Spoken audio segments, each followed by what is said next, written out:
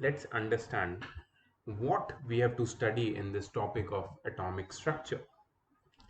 So, many attempts have been made to know as what is the ultimate particle of matter, that is, what is matter made up of. The idea of the smallest unit of matter.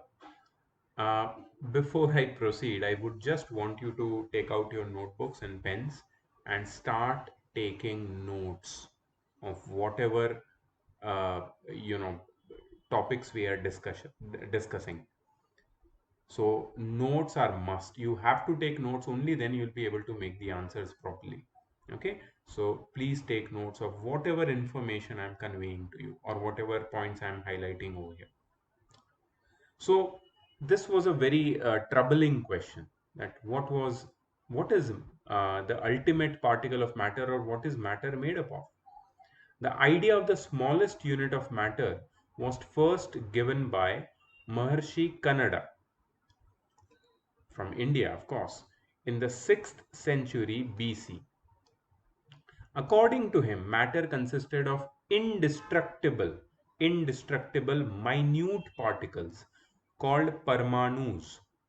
Param means ultimate and Anu means particle, and these are now called as atoms. A Parmanu does not exist in free state. Rather, it combines with other Parmanus to form bigger particle called Anu, now known as molecule. Okay, actually, they have told Anu also means atom, and Anu also means molecule. Actually, Parmanu means molecule and Anu means atom, but doesn't matter. These things will not be asked in your exam. These are just for your general knowledge, but you must understand that this knowledge was originated in India. 6 BC, long time ago. There are different types of Parmanus. Each one of them exhibits specific properties. The Greek philosopher Democritus, 460 BC to 370 BC, called the Parmanu an atom, which comes from the Greek word meaning indivisible. Atom means indivisible. But the first scientific theory about the structure of matter was given by John Dalton in 1808. So this theory, which was given by John Dalton in 1808, considered atom as indivisible particles. So whatever the Greek philosopher or the philosophers from India like Maharshi Kannada considered way before John Dalton also agreed on the same thing, that atoms are the fundamental building blocks of matter. Matter is made up of atoms. The existence of different types of matter is considered to be due to different types of atoms constituting them. So John Dalton believed that, see, this was all hypothesis. John Dalton made his theory partly on the basis of understanding, partly on the basis of hypothesis, that is guessing, and partly on the basis of research and experiments. He was not in let's say 17th century, John Dalton, when he proposed this Dalton's atomic theory, he was not so well equipped so that he could give you can say experimental proof of whatever theory he was proposing. And that's why his theory was actually the theory. Theory word comes from thesis, and thesis is directly related with hypothesis. Hypothesis is basically guessing work. You don't know actually, but you can guess what is happening. So that is what atomic theory given by John Dalton points towards.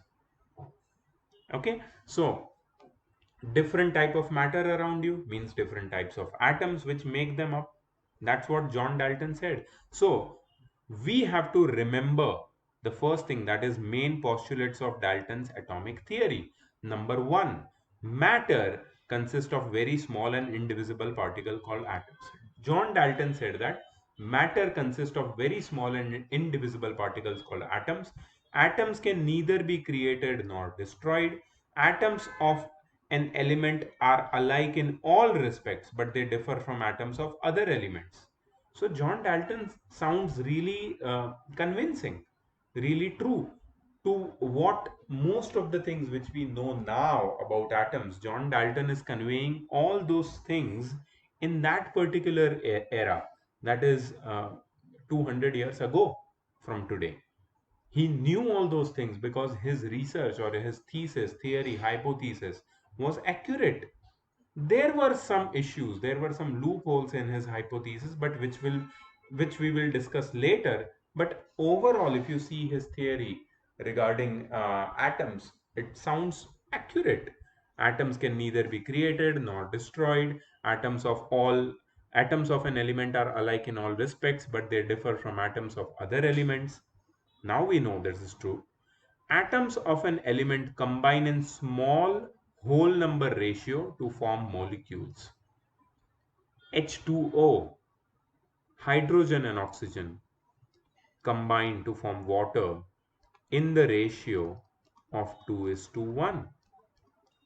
So Dalton sounds absolutely correct. Atoms of an element combine in small whole number ratios to form molecules. Atoms of one element combine with atoms of another element in a simple ratio to form molecules of compounds.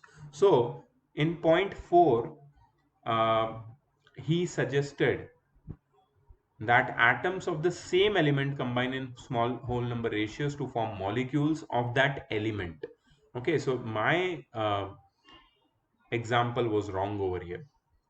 Atoms of one single element, let's say oxygen, right? Oxygen combines with other oxygen to give oxygen molecule. So this molecule is of the element oxygen, but oxygen can also combine with hydrogen in the ratio 2 is to 1. Hydrogen combines with oxygen in the ratio 2 is to 1 to form water. So atoms of the same element can combine together to form molecules of an element, and atoms of different elements also can combine together to form molecules of a compound. Next, atoms are the smallest unit of matter that can take part in a chemical reaction. Atoms are the smallest units of matter that can take part in a chemical reaction. The latest research on atoms has proved that most of the postulates of Dalton's atomic theory are incorrect, except that atoms take part in chemical reactions. Most of the postulates of Dalton's atomic theory are incorrect, which is proved by the latest research. See, Dalton was accurate in his, you can say, assumptions or theory which he proposed 200 years back. But now, if we go into details of what he proposed, we find that there were some mistakes. But he was correct up to an extent. But then there were some mistakes. Except one fact, which Dalton said that atoms take part in chemical reaction. Atoms are the smallest particles which take part in a chemical reaction. That is the sixth postulate. So what was the problem with the postulates number 1 to 5? We will discuss that. One of the first indications that atoms consist of subatomic particles, that is, they are made up of charged particles, has been put forward by studies of static electricity. So static electricity is basically electrification of objects by rubbing with each other. Do you know when a comb is rubbed with your hair and this comb is brought near to the bits of paper, it attracts those bits of paper? Do you know that? Yes, you have studied that in class 8. And this phenomena, when two bodies are rubbed with each other and they acquire some charges, and with this presence of these charges they can attract certain objects. This phenomena is known as static electricity. This static electricity was the first proof. It was the first proof that matter consisted of charged particle, or rather you can say atoms consisted of charged particles. And these charged particles were known as subatomic particles. What are subatomic particles? Subatomic particles are the particles which are within an atom, inside an atom, right? So John Dalton did not know about these charged particles. He thought that atoms are indivisible, which the Greek philosopher Democritus or the Indian philosopher Maharshi Kanada suggested earlier. The same thing was suggested by John Dalton because he was not very well equipped. But after later, when this charge was associated with atoms, actually the presence of charged particles inside an atom was discovered way before than John Dalton, but it was not connected in a proper way with atom. But then when scientists started connecting the dots and they started making up the whole story that uh, the charged particles are basically the fundamental or subatomic particles of an atom itself. And that's why uh, on rubbing two objects together with each other, they exchange these charged particles and they acquire some charges. They acquire some charges with the help of which they can attract or repel each other. This proved that atoms, they are made up of subatomic particles which has some charge. Okay.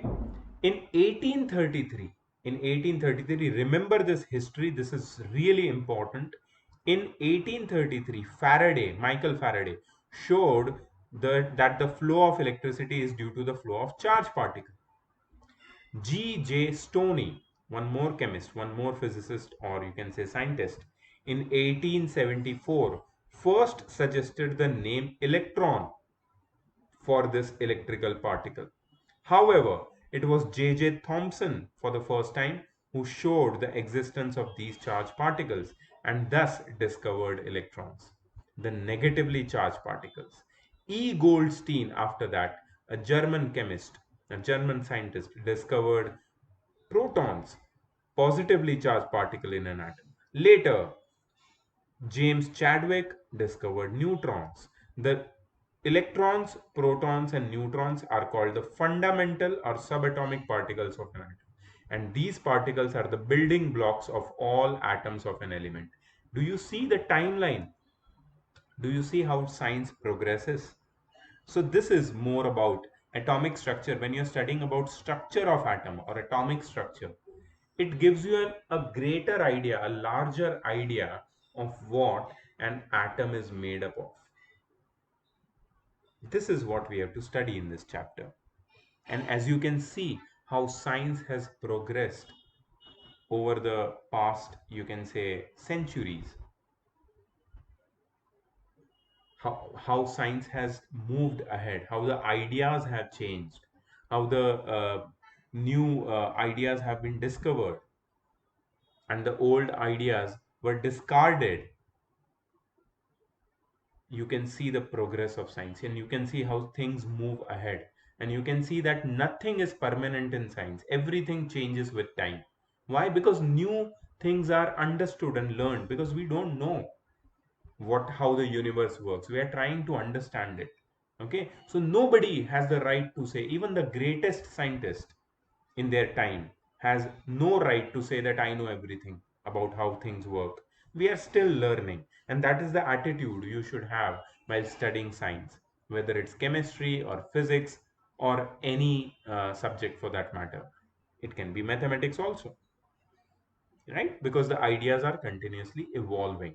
So John Dalton first suggested the atomic theory, then the changes were made in his atomic theory, and new atomic theories were developed by the scientists who came after John Dalton. Because John Dalton said that atom is indivisible, then the charge particle, the presence of charge particle suggested that atom is made up of some other particles which were discovered by the scientist who came after John Dalton, namely Faraday, and then G.J. Stoney and J.J. Thomson, Goldstein, Chadwick, Rutherford. These all people came and said that the atom is actually divisible.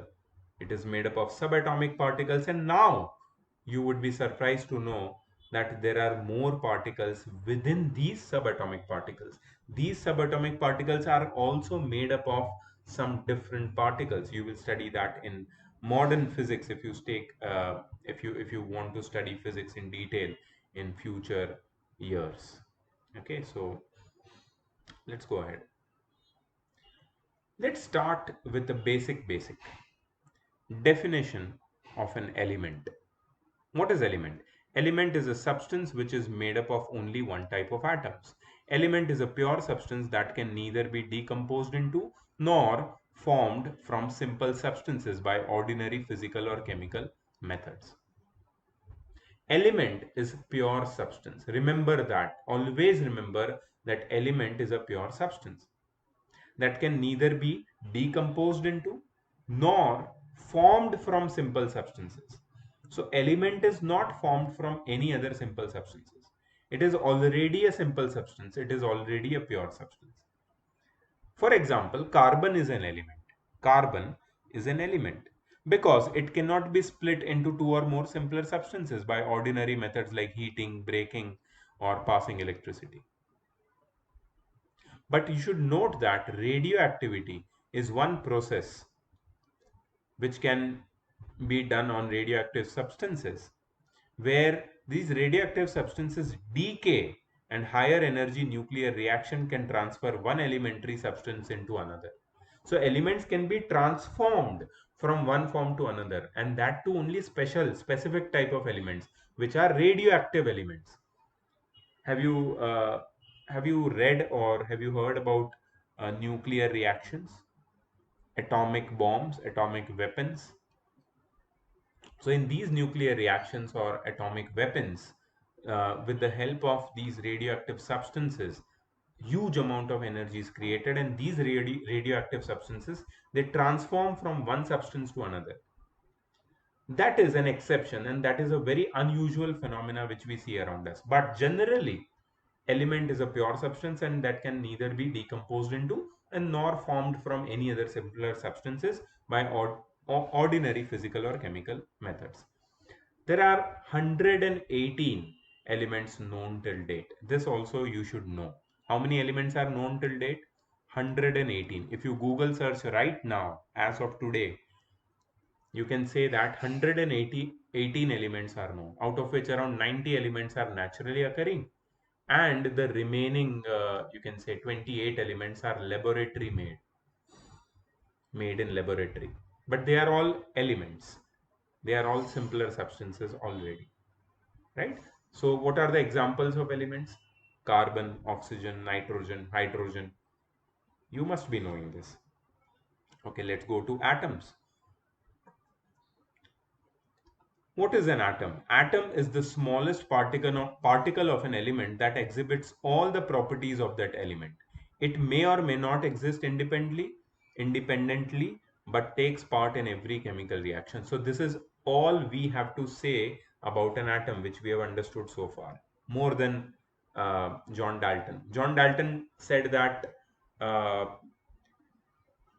John Dalton said that atoms are indivisible, but now we know that atoms are divisible, and they are known to be made up of subatomic particles, electrons, protons, and neutrons. But in the definition of an atom, the things which we must say, the things which I have highlighted here, the things which you have to take note of is that atoms is the smallest particle of an element that exhibits all the property of an element, and it may or may not exist independently but takes part in every chemical reaction. For example, take a small piece of zinc. Zinc is an element, okay, and grind it into smaller pieces. All these pieces shows the properties of zinc. On grinding them further, they break up into very tiny particles which cannot even be seen with eyes, but they still shows the properties of zinc. But there come a stage when the particles cannot be further subdivided into particles exhibiting the properties of zinc. These indivisible particles are called the atoms of zinc. In other words, an atom is the smallest possible unit of an element. So you can say that elements are made up of atoms. Elements are made up of atoms. How many types of elements are there? 118 elements are known so far. They are put in the periodic table. How many atoms are known so far? Of course, 118. Because each type of an atom represents each type of an element. So we have an element, let's say carbon, right? So we have an atom of carbon. The smallest particle of an carbon element is atom of carbon. This atom of carbon shows all the properties of carbon element. It combines with oxygen to form carbon monoxide or carbon dioxide, and there are numerous other properties which the atom of carbon can show, which belongs to the properties of element carbon. Constituents of an element. Now, what is atom made up of? Very important question. Let's start with a story. Now we are going into the history of science, history of physics or chemistry, you can say. See, you are studying chemistry, but this particular topic belongs to physics originally. These all scientists who discovered, who found out what atom is made up of, they were originally physicists. But since some layers of physics and chemistry, they overlap, and some topics are common between physics and chemistry, so we can't exactly say that this is physics or chemistry. So we talk about these topics as science overall. Okay, let's get into the history of science, and let's go, let's say, around 100 years ago. What happened around 100 years ago? Revolutionary things happened in science around 100 years ago, and this marked the beginning of modern era and the end of industrial revolution. You might have studied that in history. And this all things, they mostly happened in and around Europe. In and around Europe, the whole revolution started. Also in America, later on, the progress of modern physics, it took place in America as well, and then it spread throughout the whole world. But the epicenter of this whole beginning of this whole story was Europe. Let's start.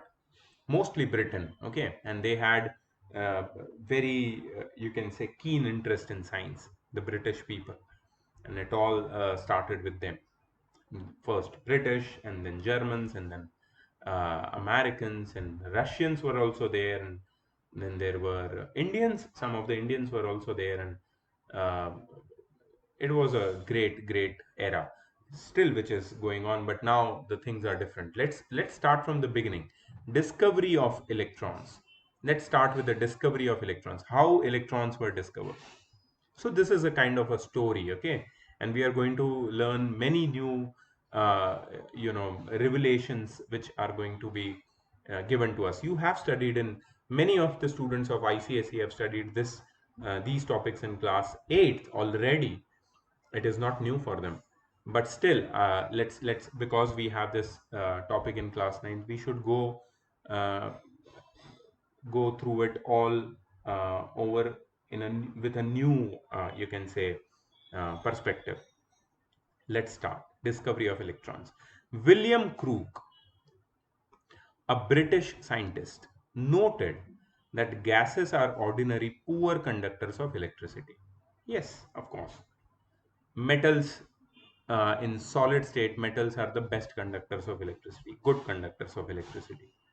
Non-metals are not very good conductors of electricity, and out of which gases are the poorest conductors of electricity. But however, when a high voltage, that is of 10,000 volts, charge from an induction coil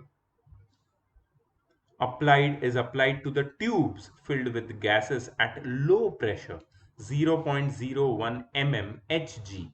Now what is this 0.01 mm Hg? Okay, let me tell you about this pressure first, and then we'll take this talk ahead.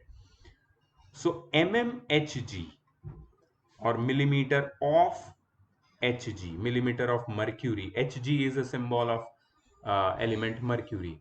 This is nothing but uh, not SI unit, not SI unit. This is a unit of pressure, unit of pressure. Okay, so what is the value of atmospheric pressure? For example, atmospheric pressure has a value of 760 mm of Hg. That means the gases around us in our atmosphere are at a pressure, or are exerting a pressure of 760 millimeter of mercury. Now, what exactly is this 760 millimeter of mercury? This is height of the mercury column in a barometer. So you don't know what is a barometer, right? You will study about barometer in physics. So you have to wait for that. Till we get to that topic, you must wait for it. Okay.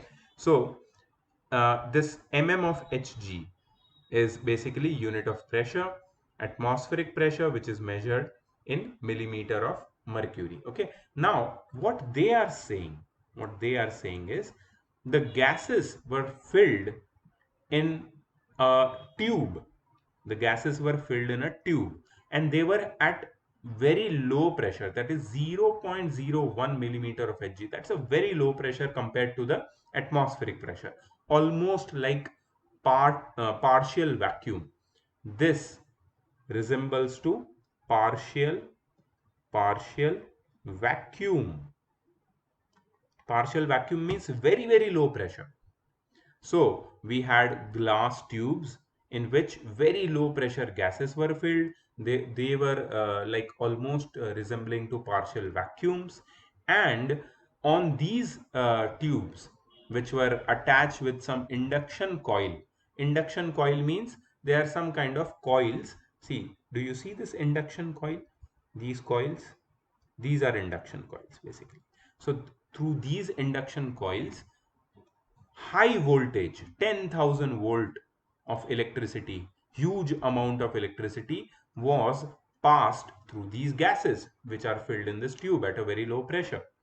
And at in these conditions, very high voltage, very low pressure, gases filled in tubes, induction coil applying very high voltage of electricity to these gases, the gases became good conductors of electricity. They started conducting electricity. So you can actually see electricity flowing through the gases in the form of sparks or in the form of rays. Can you see electricity flowing through copper wire? No, you can't. You can feel it when you touch the copper wire, but you can't see electricity passing through it. But can you see lightning? Yes, you can see lightning. Why can you see lightning?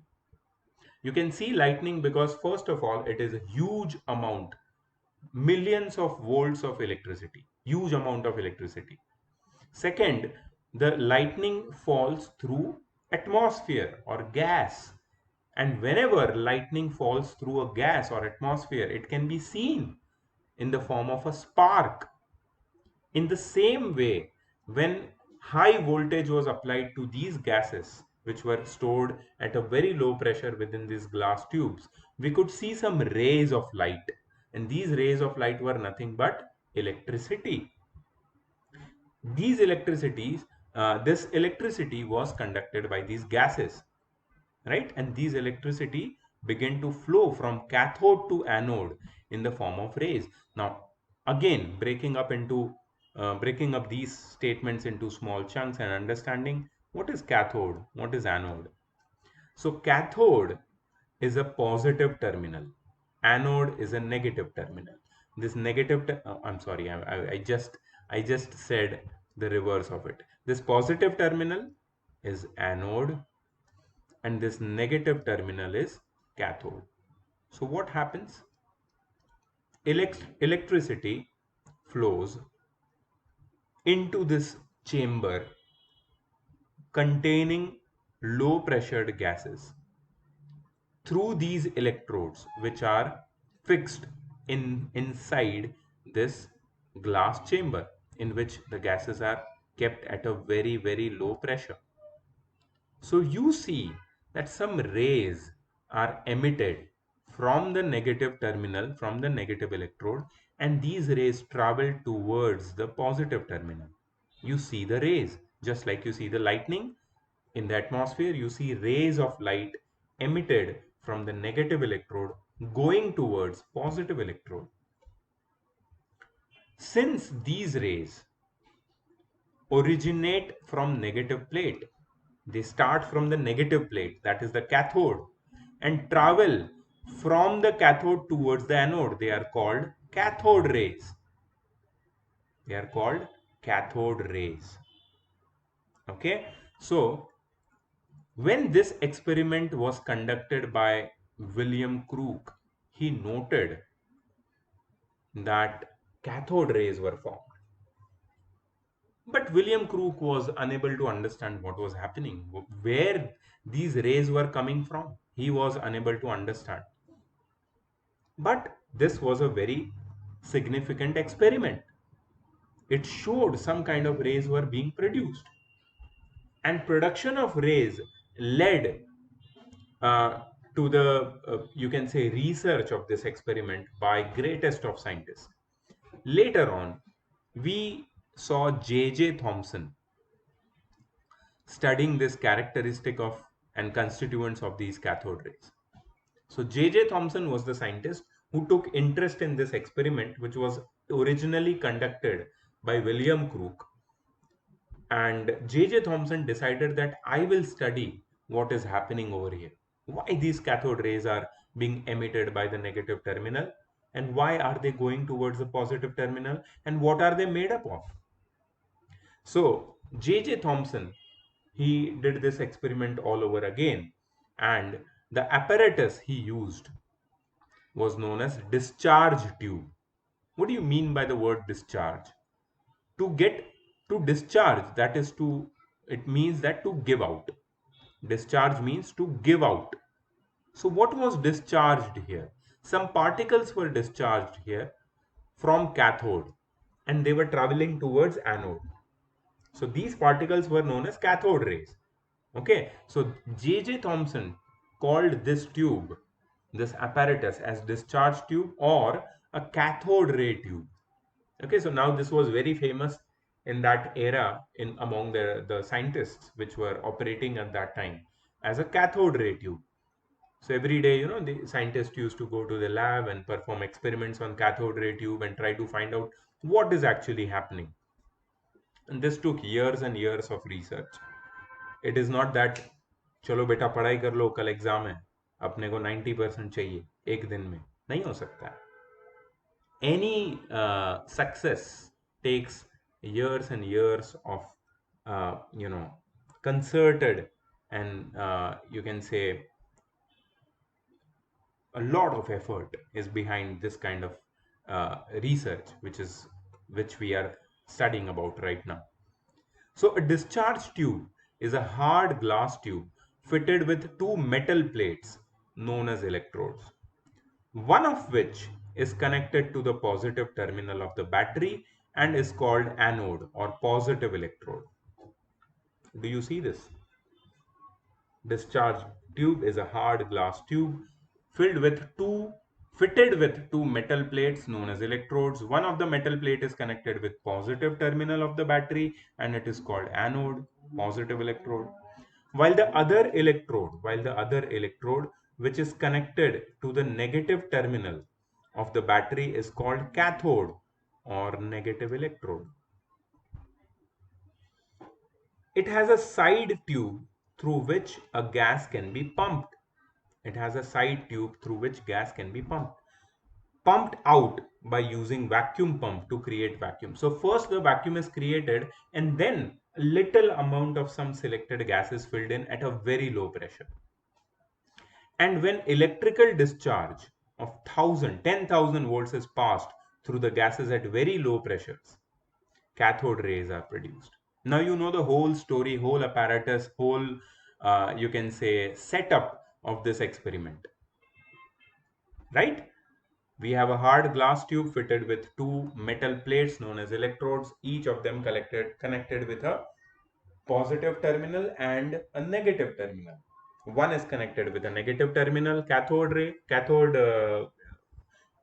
or negative electrode, and the other, which is connected with positive terminal, is known as anode. And when huge electricity of 10,000 volt is passed through this electrodes, we can observe the rays of light through this partially evacuated tube, in which gas is there at a very very low pressure. So mostly it is volume with a very less amount of gas, and in this case the gas is conducting electricity, and we can see cathode rays emerging from cathode and ending up at anode. What are the properties of cathode rays? I hope you're noting down each and everything, because मैं बहुत आराम से पढ़ रहा हूँ, बहुत आराम से अभी. Let me tell you, 36 minutes हो चुके हैं वीडियो के, अभी तक मैं सिर्फ सेकंड पेज पे पहुंचा हूं. तो इमेजिन मैं अगर इतनी डिटेल में जा रहा हूं, मैं क्यों इतना टाइम ले रहा हूं? Because there are so many details just filled in, the pages are filled with detail. अगर मैं सिर्फ इसको रीड करूं, मैं कोई एक्सप्लेनेशन ना दूं, मैं कोई कन्वर्सेशन ना करूं तुमसे, तो मैं ये नहीं समझ में आएगी चीज. बिकॉज एक तो ये चीज 100 साल पहले हुई थी आपसे, तुम थे नहीं वहां पे, तुम्हें इसकी स्टोरी समझनी है. तो just by reading will not help you guys. You need to have a conversation which is happening from my side to you. It's a one-sided conversation, but it is definitely a very helpful conversation. मैं बहुत आराम आराम से चीजें तुम्हें बता रहा हूँ, रिपीट कर करके बता रहा हूँ. इसके साथ अगर तुम नोट्स ले लोगे ना, ये चीज तुम्हारे माइंड में फिट हो जाएगी हमेशा के लिए. अब तुम्हें कभी प्रॉब्लम नहीं होगा कि इलेक्ट्रॉन्स की डिस्कवरी कैसे हुई थी. तुम्हें पूरी स्टोरी याद रहेगी. तुम्हें ये स्टोरी मुझे ऐसे याद करवानी है कि तुम वहां पे पर्सनली प्रेजेंट थे. जब जे जे थॉमसन ये डिस्कवरी कर रहा था, तो तुम वहां पे खड़े रह के देख रहे थे. इसलिए इसके लिए कोई बहुत ही कटिंग एज टेक्नोलॉजी वाले एनिमेटेड वीडियोस की जरूरत नहीं है. All we require is to have a good conversation so that you can use your imagination and you can understand what was happening and what is happening. चलो आगे बढ़ते हैं. Properties of cathode rays. So cathode rays travel from cathode to anode in straight lines. First property, they travel from cathode to anode in straight lines. ठीक है, simple है, इसमें तो कोई प्रॉब्लम नहीं. They cause a greenish yellow fluorescence on soda glass screen placed in the tube. So if a screen, soda glass. Now, many of you doesn't know or what is a soda glass. They don't know.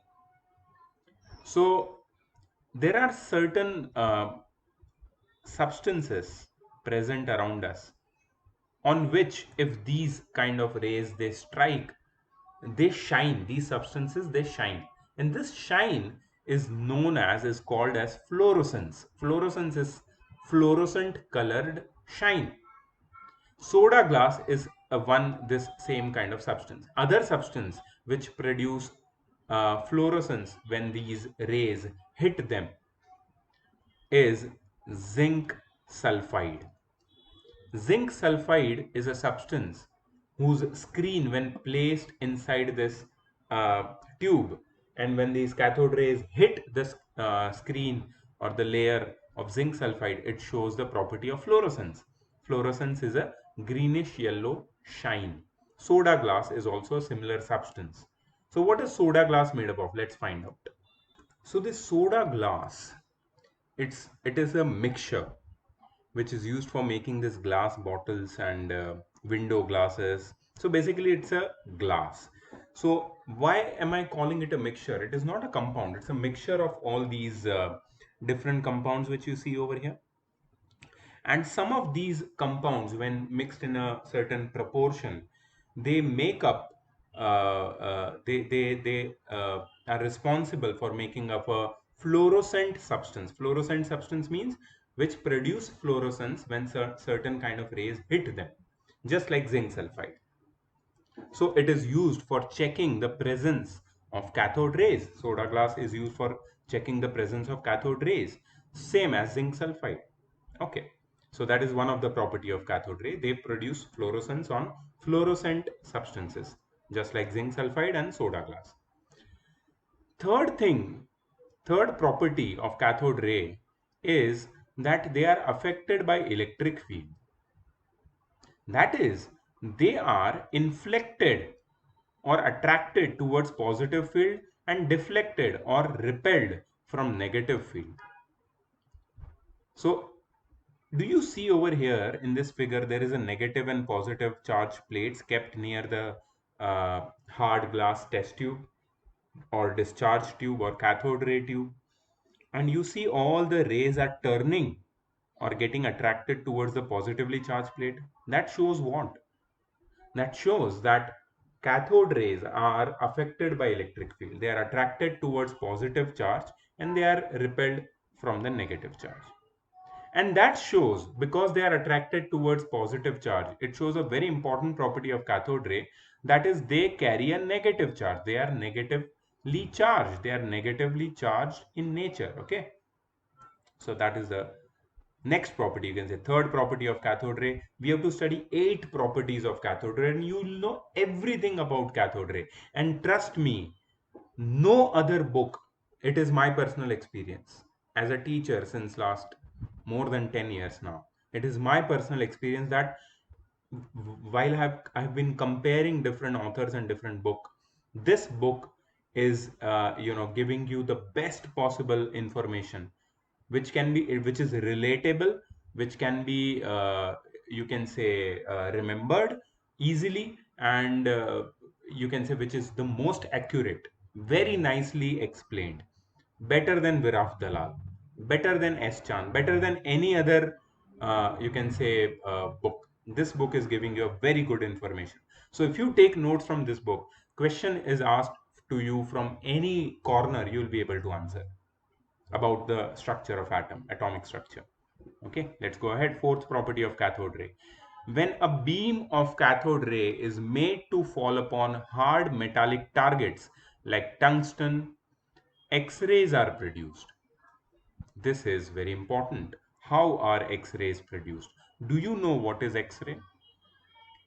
X-rays are some special rays which can penetrate through opaque objects like human body, but they cannot penetrate through hard objects like human bones, like metals. But certain opaque objects like our skin, like our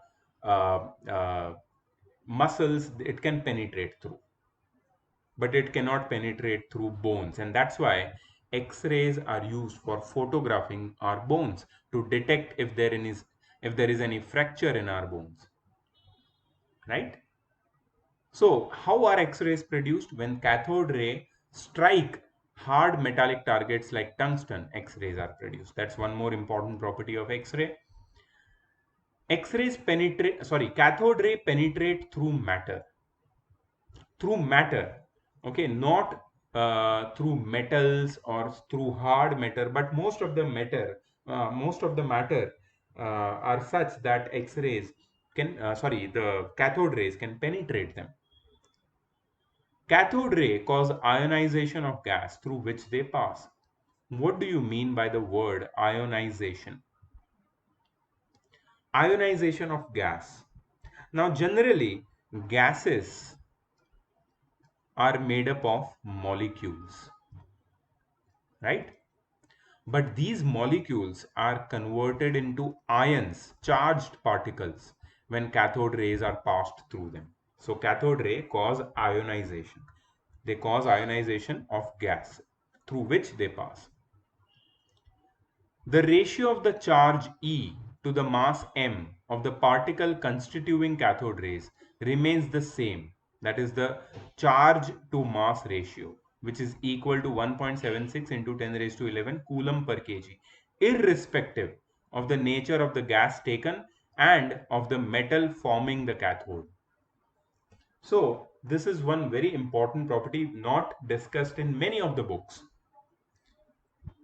So just imagine that here the gas which is stored at a very low pressure inside this cathode ray tube or discharge tube. This gas is replaced by some other gas. First you take helium, then you take hydrogen, then you take some other gas, maybe oxygen, then you take some other gas, maybe carbon dioxide. Gas you take, whatever gas you take, whatever metal you use over here in the place of cathode or anode, but the nature of cathode rays always remains the same. That means no matter what gas you fill in the discharge tube, no matter what metals you connect to your cathode and anode, the nature of cathode rays remains the same. That means cathode rays are, you can say, connected with the elementary particles of any metal, any type of matter, any type of element, any type of atom. Whatever type of atom you have, whatever type of element you have in the place of this gas or this cathode, the nature of cathode rays remains the same. And that actually is, you can say, a huge breakthrough and huge, you can say, evidence that all the matter, all the elements, all the atoms are made up of the same kinds of subatomic particles, which are basically these cathode rays, which are made up of electrons. We will see that now. So conclusion में हम लोग पढ़ने वाले हैं.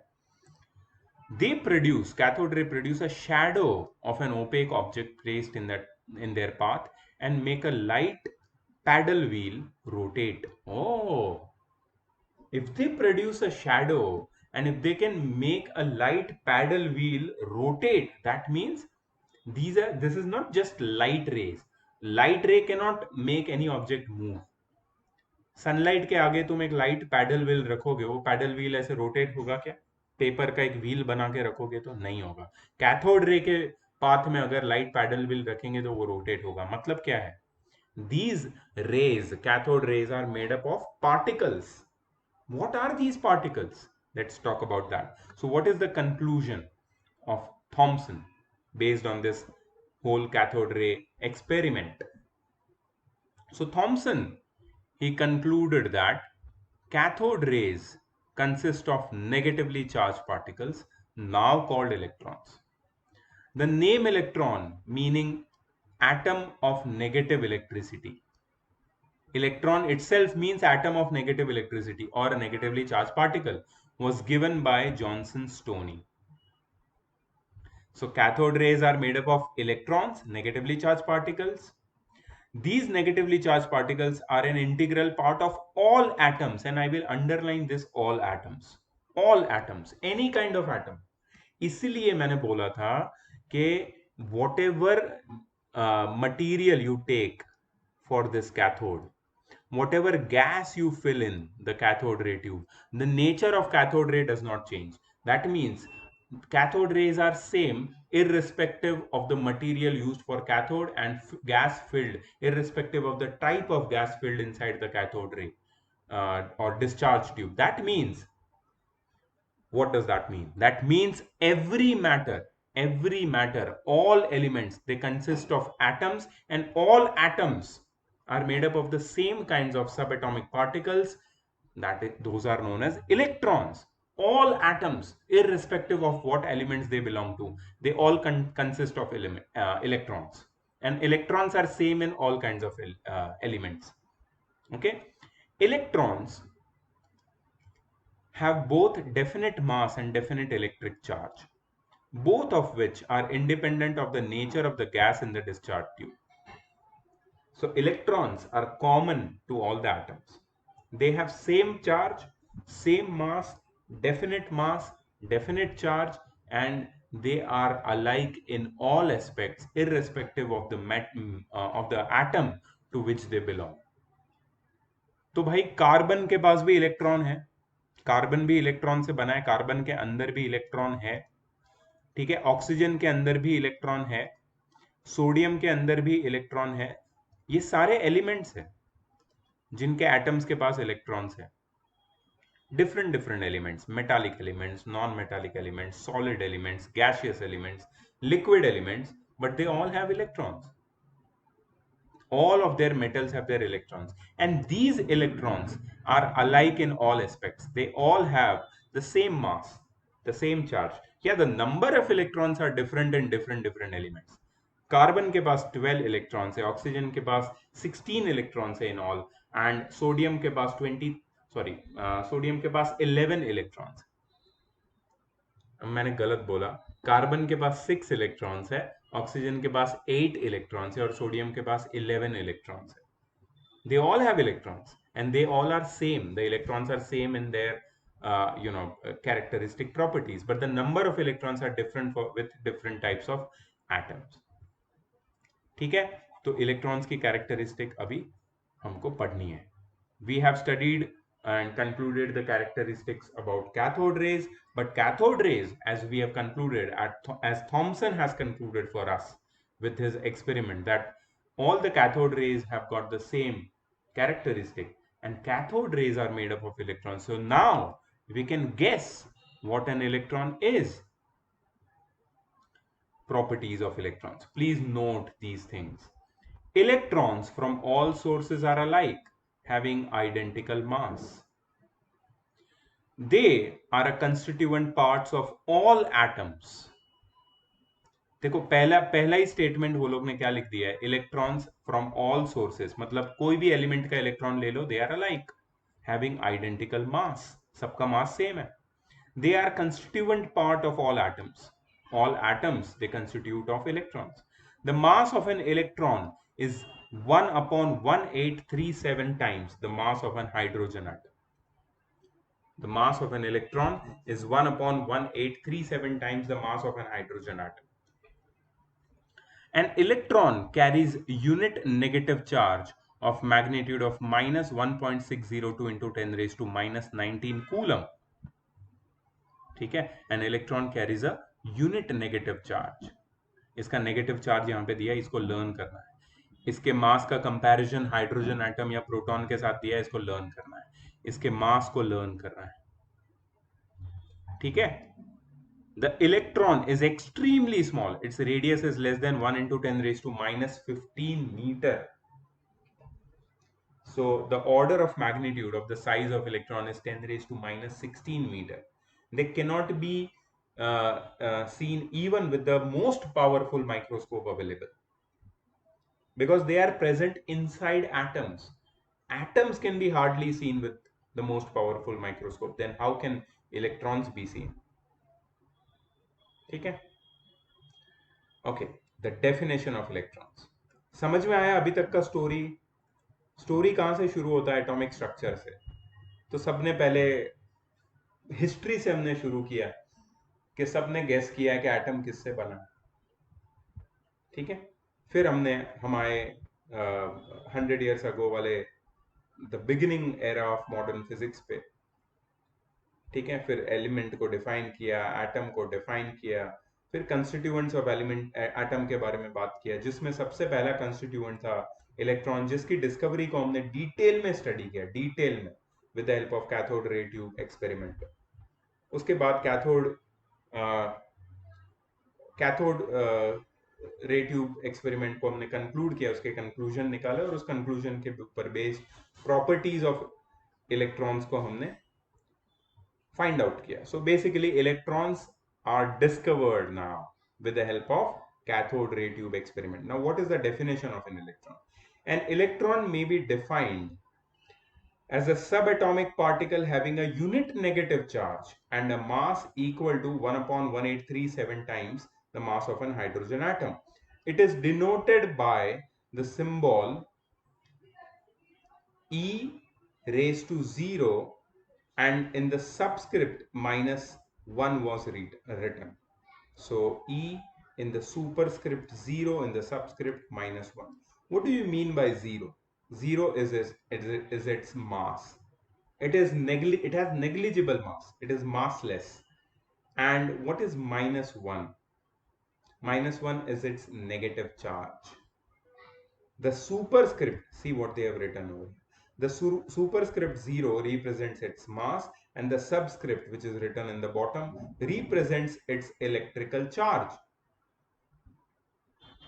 So, all about electrons. Atoms are found to be electrically neutral. लेकिन atoms तो neutral होते हैं. So they must contain, in addition, particles that are positively charged, such that the total negative charge of the electrons is equal to the total positive charge. So we know that atoms are electrically neutral, but we just found out that atoms are made up of electrons which are negatively charged. Then how come atoms be neutral? If atoms are made up of negatively charged particles, then atoms should be negative. But no, atoms are neutral. It is known. Always remember that negative and positive, they both neutralize each other. The effect of negative and positive together is basically neutral. So how do particles become neutral? Because negative and positive charges, they neutralize each other, right? So particles are neutral, atoms are neutral because they have electrons, and they must have, listen to my statement, they must have some positively charged particle as well in them. So what are these positively charged particles? Let's talk about them. This realization that since atom is neutral and it contains a negatively charged particle, it also must have some positively charged particle. This realization, ठीक है, ये bulb जला किसी scientist के दिमाग में, and this realization led to the discovery of positively charged subatomic particle protons. So let's talk about the discovery of protons, which is the second subatomic particle. Note: when a high voltage current is passed through a gas taken in a discharge tube, which is stored at a very low pressure, electrical energy breaks up the atom of gas into negatively charged particles called electrons, and positively charged particle protons are formed by the removal of one or more electrons from the gaseous atom. Since from our atom, suppose this is our atom, by the passage of electricity, we have eradicated or removed one electron. Simultaneously, this atom will now be left with a positively charged particle, which is a proton. So, the process of breaking up of an atom into electrons is not limited to the creation of cathode rays only, but also some other rays, right, which are known as anode rays. Cathode rays तो बनते ही है, साथ साथ में anode rays भी बनते हैं, but वो दिखते नहीं है बिकॉज उनकी प्रॉपर्टीज कैथोड रेज इतनी स्ट्रांग नहीं होती. सो अब जो आगे हम लोग डिस्कवरी पढ़ने जा रहे हैं, that is the discovery of protons, which is basically found or studied with the help of anode rays. तो किसने किया है ये सब? Goldstein, Eugene Goldstein. Goldstein noticed another set of rays traveling in a direction opposite to that of the cathode rays. तो Eugene Goldstein ने क्या study किया? So he made this setup in which the production of anode rays was noticed. He noticed that another set of rays traveling in the direction opposite to the direction of cathode rays were present, and these rays were positive rays because they were not traveling towards anode, they were traveling away from anode. Actually, these rays were not emitted by cathode, they were emitted by anode only. So just imagine that this cathode has some holes in it. This is known as perforated cathode. ये cathode को क्या बोलते हैं? It is known as perforated cathode. Perforated means with holes. Cathode with holes. So this perforated cathode, the cathode with holes, it acts as a passage through which these positive rays, which are actually originated from anode, they pass through. See, when heavy voltage is applied in this setup of discharge tube, what happens? Cathode rays are produced by cathode, but simultaneously some other invisible rays, anode rays, are also produced. So anode rays, they are produced from anode, that is positive terminal, and they travel in the opposite direction to the cathode rays. They are attracted by the negative terminal. Now this is the negative terminal. Okay, let me mark this negative terminal with the help of red color. Okay, and there are holes in this. I'm sorry about that. I made a big hole. There are small holes in this cathode. So that's why it is a perforated cathode. Through these holes, these anode rays, they just pass through, because anode rays have got this great velocity. So when they approach cathode, they want to get attracted by cathode. When they approach cathode, and when they actually approach the holes in cathode, they cannot stop their velocity. So due to their momentum, they just pass through. They just zoom through the cathode in which there are holes, and they emerge out of the other side of cathode, that is behind the cathode. So Goldstein observed some rays getting produced behind the cathode. Now cathode rays are always produced in the direction of anode, they never go in the backside. So which are these rays? So these rays are known as canal rays or anode rays. Why are they known as canal rays? They are known as canal rays since these rays pass through the holes or canals in the cathode. These rays were named as positive rays or anode rays. अभी समझ में आया anode rays कैसे produce हुआ है? Let's go and find the properties of anode rays. So anode rays also travel in a straight line. They consist of minute material particles and hence produce mechanical effects. What do you mean by mechanical effects? अगर हमने एक light paddling wheel रख दिया उसके path पे, तो वो paddling wheel ऐसे रोटेट होने लगेगा. That means the anode rays exert mechanical force on this paddle wheel, and it starts turning. And this kind of mechanical force cannot be exerted by any other rays of light. Electromagnetic waves जिससे हमारी light बनी है, it is not made up of particles. Some believe that it is made up of particle, but there is a lot of, you can say, debate. But for anode rays, which are made up of particles, which are made up of protons, they definitely produce mechanical effects. They are made up of positively charged particles, and that's why they travel in the opposite direction of cathode rays. Positive rays are deflected by electric and magnetic fields, but in a direction opposite to that of cathode ray. मतलब अगर ये same setup में मैंने यहाँ पे दो electric plates रख दिए, let me just show electric plates. Okay, so if I put an electric plate over here and over here, let's say that these electric plates are positive and negative. So these anode rays will be attracted towards the negative plate, and they will be repelled by the positive plate. That means they are positively charged, right?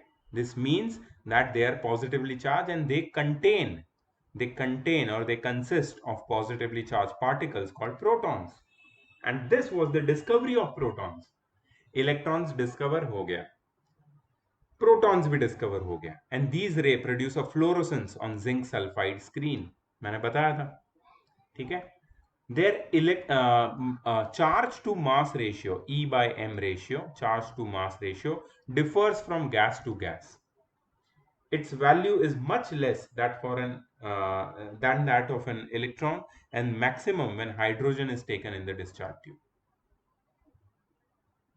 मतलब ये जो charge to mass ratio है, वो gas to gas depend करता है, अलग अलग होता है, वेरी करता है।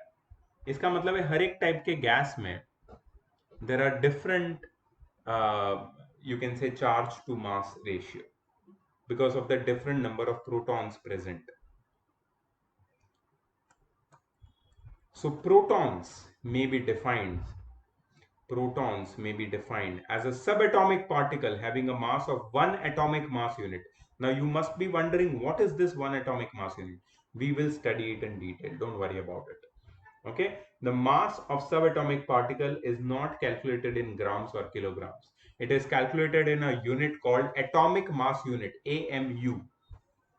Okay, which is equal to hydrogen atom, mass of hydrogen atom, and it has a unit positive charge. Proton is denoted by P1, 1 plus. Superscript 1 represents its mass 1 AMU, and the subscript 1 plus or plus 1 represents 1 unit positive charge. Proton is formed by the loss of an electron by an hydrogen atom. So hydrogen atom loses an electron and gets converted into a proton. So every atom consists of a proton. Hydrogen atom consists of one proton, because when one electron is lost from hydrogen atom, it is left with one proton. What are the properties of proton? A proton possesses a unit positive charge plus 1 of the value 1.602 into 10 raised to minus 19 coulomb. Now, one interesting, very interesting thing on a comparison of properties between protons and electron. What is the charge of a proton? 1.602 into 10 raised to minus 19 coulomb. This is a positive charge. On the other hand, what is the charge of an electron? Minus 1.602 into 10 raised to minus 19 coulomb. Same charge, but opposite, negative. The mass of electron was negligible, do you remember?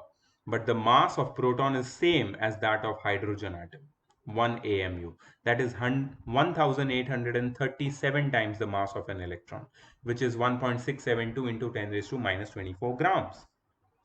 The proton resides in the central part of an atom, that is its nucleus.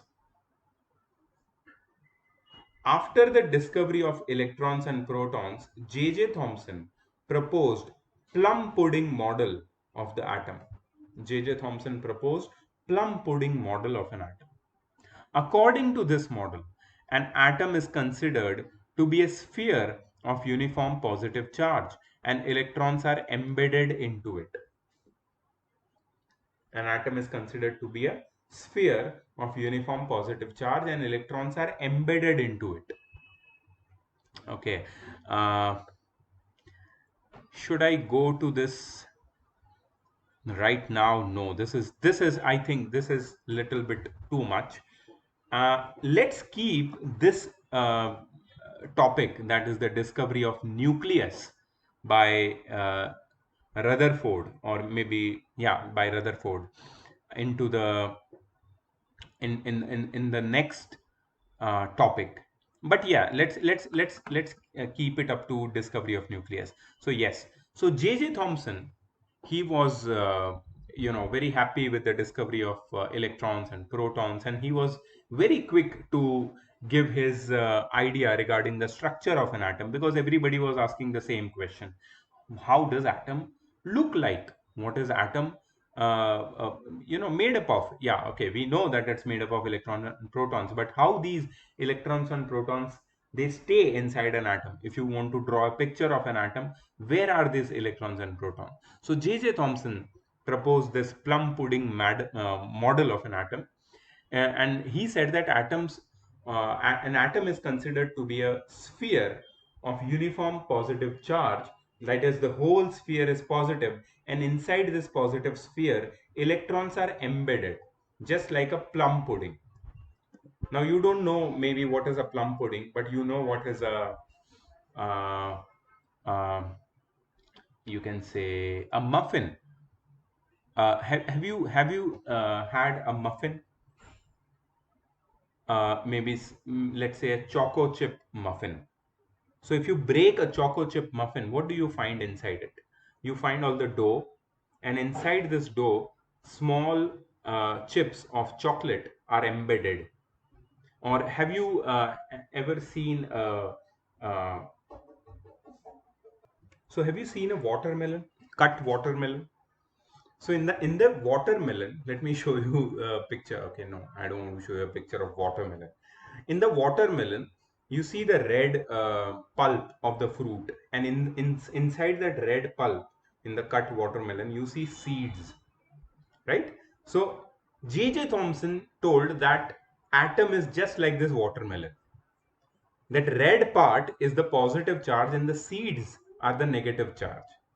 ठीक है, and the total positive charge is equal to the total negative charge, and that's why the atom is electrically neutral, and he was correct. But that watermelon thing was not very much correct. And the mass of an atom is considered to be uniformly distributed, and that was also absolutely wrong.